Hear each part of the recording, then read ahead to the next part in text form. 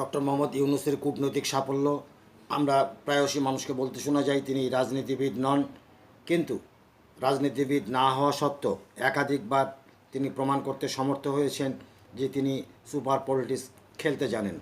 আমরা লক্ষ্য করলাম সম্প্রতি চীন সফরে তিনি একটি আশার উদ্রেক করেছেন বাংলাদেশের মানুষের মধ্যে, এবং আন্তর্দেশীয় বিশেষ করে প্রতিবেশী দেশসমূহের সঙ্গে রাজনৈতিক সম্পর্ক বিনির্মাণের ক্ষেত্রে চাপ প্রয়োগের ক্ষেত্রে কূটনৈতিক সাফল্য অর্জনের মধ্য দিয়ে তিনি প্রতিবেশী দেশসমূহের উপর এক ধরনের কূটনৈতিক চাপ প্রয়োগ করতে সমর্থ হয়েছেন সন্দেহাতীতভাবে, এবং এটা বাংলাদেশের মানুষের মধ্যে এক ধরনের আশার সঞ্চয় করেছে।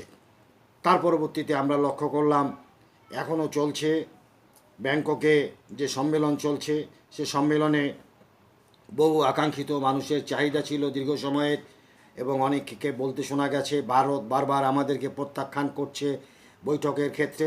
এবার কি হয় দেখা যাক।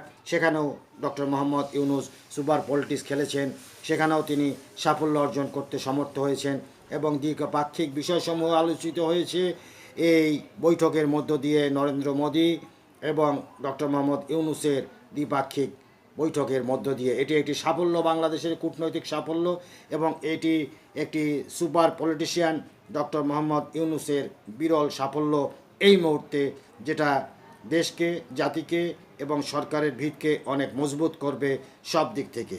আমরা আশা করব আগামীতে রোহিঙ্গা সমস্যা সমাধানও ডক্টর মোহাম্মদ ইউনূসের নেতৃত্বে আন্তর্জাতিক অঙ্গনের সমর্থন আদায়ের মধ্য দিয়ে রোহিঙ্গাদেরকে আমরা আবার মিয়ানমারে ফেরত দিতে সমর্থ হব এবং এর সন্তোষজনক সমাধান হবে। মানুষ আশাবাদী ডক্টর মোহাম্মদ ইউনূসের কার্যক্রমের। আমরা আগামীতে তার আরও ভালো ভালো পারফরমেন্স দেখতে চাই, জাতি আশান্বিত হতে চায়, এবং সমস্ত অমীমাংসিত বিষয়সমূহ তার মধ্য দিয়ে যতদূর সম্ভব সমাপ্তির দিকে এগিয়ে যাবে। অন্তত ভিত্তিপ্রস্তর স্থাপন হবে সমস্যাগুলো সমাধানের ক্ষেত্রে, এটা মানুষের প্রত্যাশা। সবাই ভালো থাকবেন এবং ডক্টর মোহাম্মদ ইউনূসের সুস্বাস্থ্য কামনা করছি।